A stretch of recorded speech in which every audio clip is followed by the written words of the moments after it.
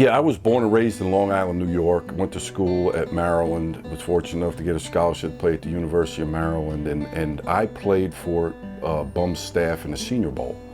And I honestly thought I was going to get drafted by the New York Giants, who was my team, you know, growing up. My dad had season tickets, and on occasion I'd go. He'd go with his buddies all the time, but they had season tickets from the early '60s, and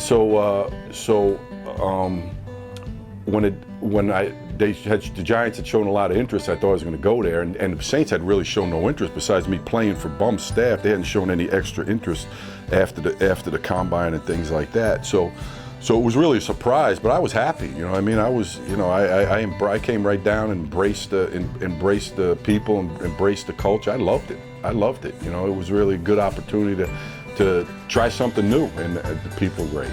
You know, I mean, I tell people everywhere I go, listen, I lived in a lot of places: Seattle, New York, Minnesota, Florida, Maryland. Nicest people, New Orleans people. Tice was one of these guys. He had a niche. He was the blocking tight end. Hobie Brenner was the receiving tight end, if there was such a thing back in those days. But they both did it well.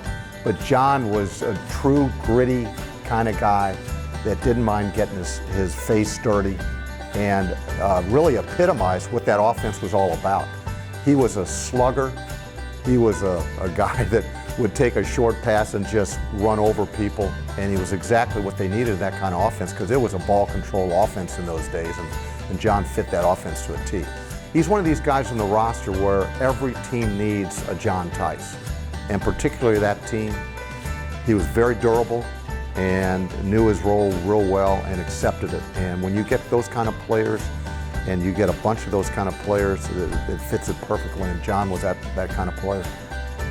The concept of when Jim Mora came into town, and you know, he had a I guess a thought in his mind that Bum Phillips was an easy coach, and you know, it was like a country club. So he really turned it on as far as training camp, and I think in the long run, it really brought the team together. And you know, because it was kind of like we survived kind of thing, but it was really something. I think that when you talk to guys that went through Jim Mora's first training camp in Hammond, that was something that kind of sticks out in your mind.